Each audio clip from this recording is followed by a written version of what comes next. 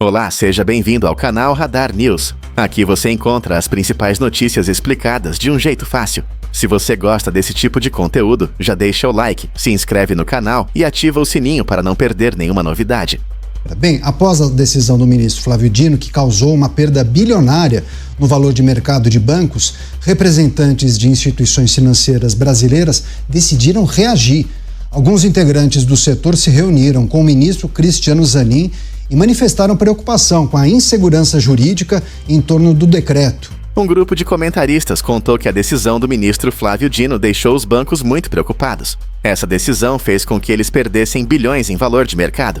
Por causa disso, alguns bancos começaram a pensar em fechar as contas de ministros do Supremo Tribunal Federal, como Alexandre de Moraes, para evitar problemas com a Lei Magnitsky, uma lei dos Estados Unidos que pune pessoas acusadas de corrupção ou violações de direitos humanos. O problema é que os bancos estão em um dilema. Se obedecerem ao STF, podem ser punidos fora do Brasil. Se obedecerem à lei dos Estados Unidos, podem ser punidos aqui dentro. Especialistas alertam que isso pode prejudicar toda a economia, já que os bancos poderiam parar de emprestar dinheiro para empresas e pessoas.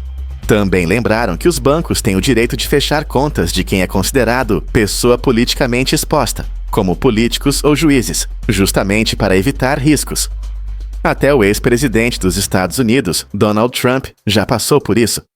No final, os comentaristas disseram que o maior problema foi a decisão de Flávio Dino não ter sido clara. Para eles, juízes deveriam falar apenas nos processos e não mandar recados pelas entrelinhas ou pela imprensa. E avaliam que o magistrado tensionou ainda mais a relação com os Estados Unidos. Além disso, o jornal O Globo revelou que grandes bancos já passaram a avaliar o cancelamento unilateral das contas do ministro Alexandre de Moraes e de outros ministros, que são potenciais alvos da Lei Magnitsky para driblar os efeitos dessa medida. A hipótese foi levantada em um parecer interno do BTG Pactual, que circulou na Faria Lima e vem sendo considerada a melhor saída. Começar com o Bruno Musa, que tem experiência, atua há muitos anos no mercado financeiro e certamente conversou com muitos executivos, né? Trata-se de um desafio para os bancos, para as grandes empresas. Das 10 maiores empresas brasileiras, 5 são bancos, né? Então, a gente está falando de um segmento muito importante para a economia brasileira. E aí, esse dilema, atender a quem? Dá para ficar com um pé em cada canoa? Difícil, né? Muito difícil. Vou pegar um dado aqui até enquanto eu falo, mas muito difícil ficar com o pé em cada canoa, Caniato, porque veja, o banco resolve, portanto, seguir a determinação do STF em que não pode cumprir a lei Magnitsky. Legal. Ele vai ser punido lá fora. Se seguir mais ou menos a multa que foi do BNP Paribas em 2017, como eu mencionei, 9 bilhões de dólares, na proporção de hoje, daria 50, 60 bilhões de reais, você quebra o banco. Se nós olharmos esse ponto, ficar com o pé em cada canoa é extremamente arriscado. Mas nós estamos falando que isso chega a beirar o absurdo, uma vez que, imagina, se os bancos resolvem também, portanto, peitar o STF e fala, ok, a gente segue a sua determinação, mas vamos fechar a torneira do crédito. Não damos mais crédito. Não damos mais crédito para exportação, não damos mais crédito para pessoa física, não damos mais crédito para hipoteca, para comprar tua casa, para o teu fluxo de caixa da tua empresa. Quanto tempo será que dura essa determinação? Será que o governo consegue segurar uma bucha dessa? E veja, o mercado brasileiro, como tudo, infelizmente, ele é extremamente oligopolizado. São poucos bancos, 5 bancos que concentram 80% do crédito no Brasil. Claro que a gente tem Banco do Brasil e Caixa, que tem crédito subsidiado, que obviamente ele manteria, só que o Banco do Brasil tem uma operação importante chamada BB Américas. Ou seja, ele teria que parar de atuar lá nos Estados Unidos. Claro que os clientes dos Estados Unidos são clientes importantes no Brasil, porque ninguém é apenas um cliente lá fora brasileiro, mandei 100% do meu patrimônio lá fora e continuo zerado aqui no Brasil. Não existe isso, a não ser que o cara já é um residente fiscal lá em outro país e provavelmente vai ter uma instituição local lá e não alguma instituição brasileira para fazer esse tipo de serviço.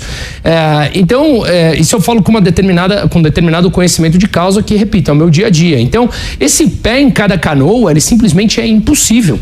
E o banco, justamente por isso, para evitar as punições as eventuais punições do Supremo Tribunal Federal, ele pode assumir o ato privado pelo compliance interno dele de dizer: esse cliente eu resolvo por ato privado não mais atender, porque é uma pessoa politicamente exposta, e uma pessoa politicamente exposta bateu no meu compliance interno e fecha essa conta.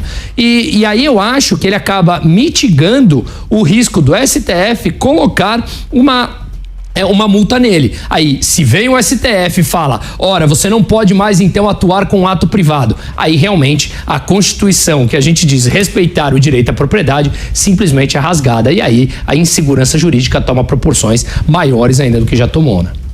Programa Os Pingos nos Is, deixa eu só receber o pessoal que está nos acompanhando também pelas emissoras de rádio. Sejam todos bem-vindos, viu? Você que acompanha a programação da Jovem Pan pelas emissoras de rádio, a notícia em destaque: alguns bancos cogitam cancelar de forma unilateral as contas do ministro Alexandre de Moraes, porque estão preocupadas com a decisão do ministro Flávio Dino e também com a imposição da lei Magnitsky.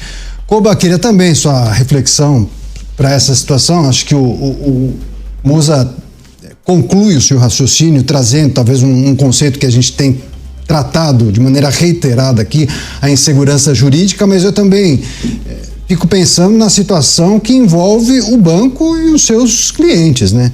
Imaginando nenhuma sinalização da possibilidade de imposição de uma multa dessa monta, antes disso os clientes, e aí o banco quebra, né? Só antes de você falar, você me permitiu um segundo, essa semana, o que eu recebo de mensagem de cliente meu, o que eu faço? Tiro o dinheiro do banco, transformo em dinheiro físico, compro ouro físico. Veja só, o desgaste que a gente tem que perder diariamente, que é o meu dia a dia, justamente para evitar esse tipo de coisa. Ou seja, uma situação de um comportamento que pode escalar, pode realmente levar, imagina, uma situação hipotética de saques que compromete realmente a liquidez dos bancos. A situação é extremamente séria. Desculpa te interromper. Não faz todo sentido. E aí tem uma questão, Caniato. Eu imagino que os bancos estejam cogitando neste momento justamente porque não teria como, naquele primeiro momento da aplicação da lei, os bancos terem ali com toda certeza quais seriam as consequências, o tamanho do que seria um descumprimento e descumprimento a quê em específico. Então certamente encomendaram ali alguns pareceres jurídicos de especialistas dos Estados Unidos, em especial, daqueles que têm de alguma maneira acesso à legislação dos Estados Unidos e aos precedentes, eventuais precedentes, porque, primeiro, a aplicação da lei Magnitsky não acontece todo dia e não acontece para todo mundo. Então é algo muito nichado, muito específico e que demanda um certo estudo para que haja, de fato, algum parecer a todas essas entidades bancárias. Então é claro que a partir dos dias, das semanas subsequentes à aplicação da lei é que eles vão formando ali a sua decisão do que fazer e de que forma fazer. Nessa semana a gente teve aqui no Brasil essa decisão do ministro Flávio Dino, que também foi de alguma maneira mal interpretada, porque deu margem para má interpretação.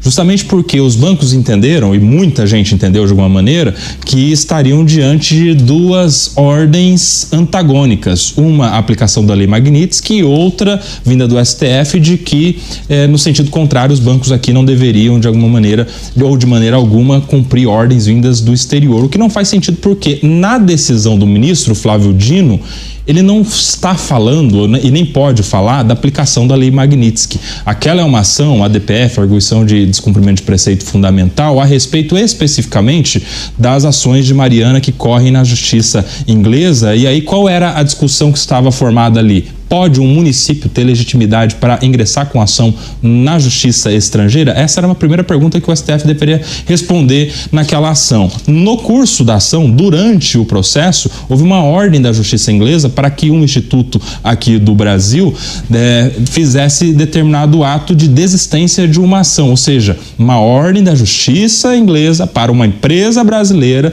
fazer um ato aqui no território brasileiro. E aí se inaugurou uma segunda questão para ser decidida no STF, se vale ou não vale essa ordem da justiça estrangeira.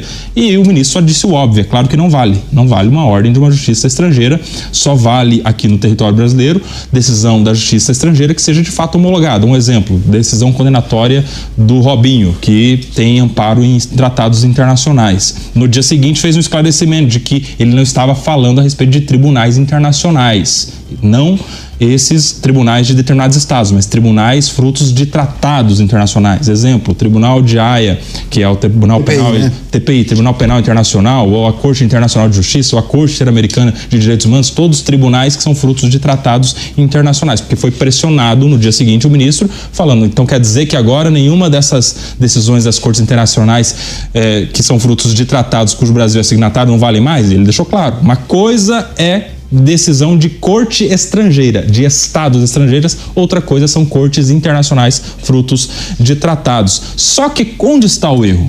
O erro do ministro foi, nas entrelinhas, fazer alguma menção às sanções americanas, sem citar especificamente, mas deixando claro que se referia à aplicação da Lei Magnitsky, e no último parágrafo da decisão mandar oficiar as entidades do sistema bancário nacional para que não cumpram ordens de tribunais estrangeiros. Lembrando que a aplicação da Lei Magnitsky não é aplicação de tribunal estrangeiro, é aplicação do poder executivo americano, ou seja, não se aplica por óbvio a questão da Lei Magnitsky a essa decisão da Justiça do Supremo Tribunal Federal. Só que tem uma coisa, ficou nas entrelinhas e gerou uma imprevisibilidade, uma insegurança terrível, a ponto de ter impactado nas bolsas, na queda aí do valor de mercado de diversos bancos. E isso é fruto o quê? Da ausência do preparo do dia a dia do ministro em relação a decisões judiciais que precisam ser claras. É claro que ele foi juiz federal, ele foi muito mais. Ele foi 12 anos, se eu não me engano, juiz federal, só que foi 16 anos político. E aí a questão dos 16 anos na política com essas entrelinhas todas onde é cabível não cabe numa decisão judicial onde tudo precisa ser claro.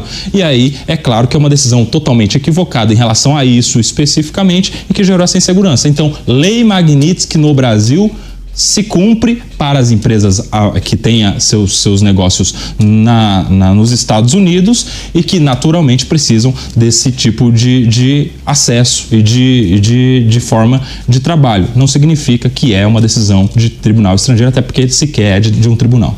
Acho que o Musa quer fazer um complemento, né? E o pior é o termo que ele usou, né? Falando que ontem que os bancos perderam 42 bilhões em valor de mercado, que foi especulação. Como se ele não levasse em consideração que a precificação dos ativos tem a ver com geração de caixa e perspectiva de lucro. Se através de uma canetada ele mata isso dos bancos, como é que ele diz que isso é especulação?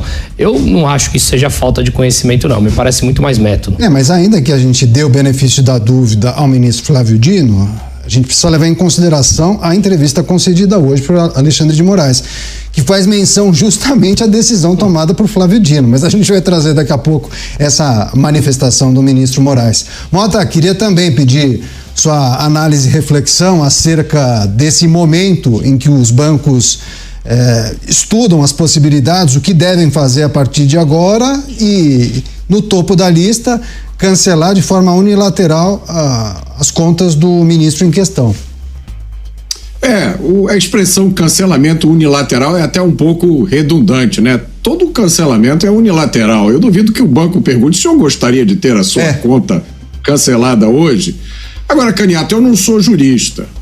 Portanto, eu não sei dizer se existe alguma lei que impeça um banco de cancelar a conta de uma pessoa. Não que a existência de lei faça muita diferença no Brasil de hoje. Eu sei, pessoal, não precisa comentar isso não. Mas não deixa de ser uma pergunta interessante, né?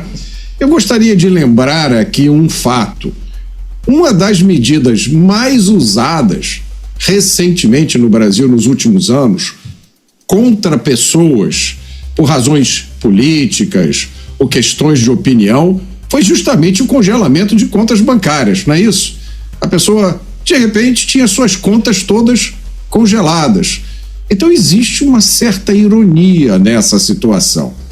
Agora, o que a gente pode dizer com certeza é que nos Estados Unidos, não há dúvida, um banco tem total liberdade de fechar a conta do cliente simplesmente porque ele quer e acabou. Aliás, foi exatamente isso que aconteceu com o atual presidente dos Estados Unidos, Donald Trump, no período em que ele ficou fora do poder. Donald Trump deu há 2 ou 3 semanas atrás uma entrevista contando que nessa época em que ele foi alvo de uma campanha de ataques jurídicos sem precedentes na história americana, ele recebeu uma ligação de 2 bancos americanos, 2 grandes bancos, cujo nome, obviamente, eu não vou citar aqui. Os bancos disseram para ele: olha, você tem que pegar o seu dinheiro e levar para outro lugar. Aqui você não pode ficar. E não era um trocadinho, não. Era mais de 1 bilhão com B de dólares. Eu vou repetir. O atual presidente dos Estados Unidos, Donald Trump, por causa de perseguição política motivada pela esquerda americana, teve contas bancárias fechadas. Mais uma vez, existe certa ironia aí. Gilberto Abadil dizendo, dessa maneira a justiça brasileira vai quebrar os bancos brasileiros. Obrigado pela mensagem, viu, Gilberto? E o Almir Aparecido Ferreira fez um questionamento que o Mota fez há pouco. Os bancos são obrigados a aceitar alguns clientes? Existe alguma obrigação? O banco pode decidir se aceita ou não? Musa, você tem essa informação? Tem autonomia a instituição financeira para aceitar ou não, né? Isso é considerado um ato privado, ele tem autonomia. Então, o compliance, ele pode sim recusar.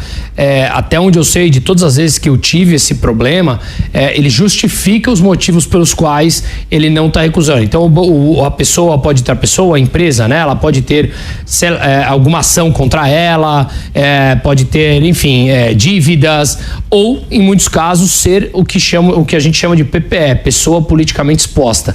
E foi o meu caso.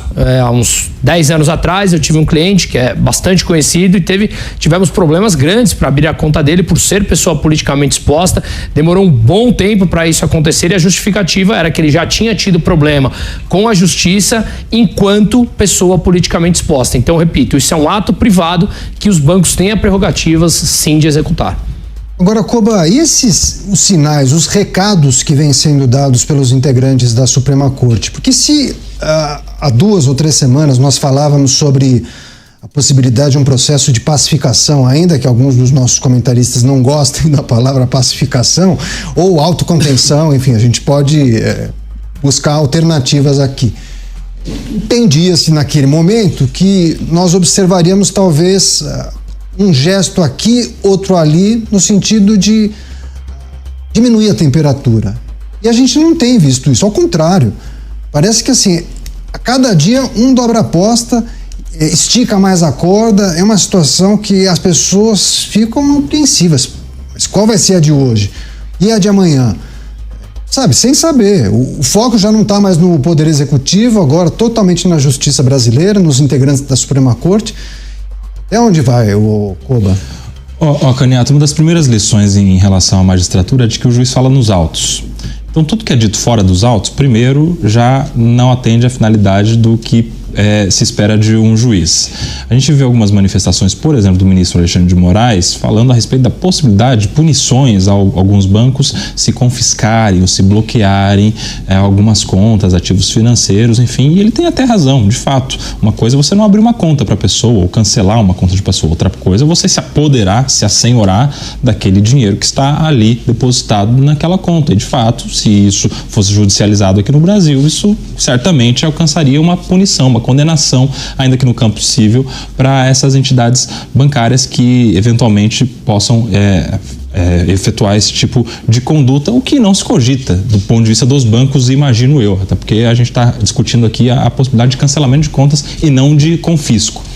Mas quando se diz isso na imprensa, se manifesta nessa uma entrevista que deu ao Globo, enfim, ele está passando um recado de inibição, com essa finalidade inibitória, de alguma maneira pressionar a todos em relação a isso.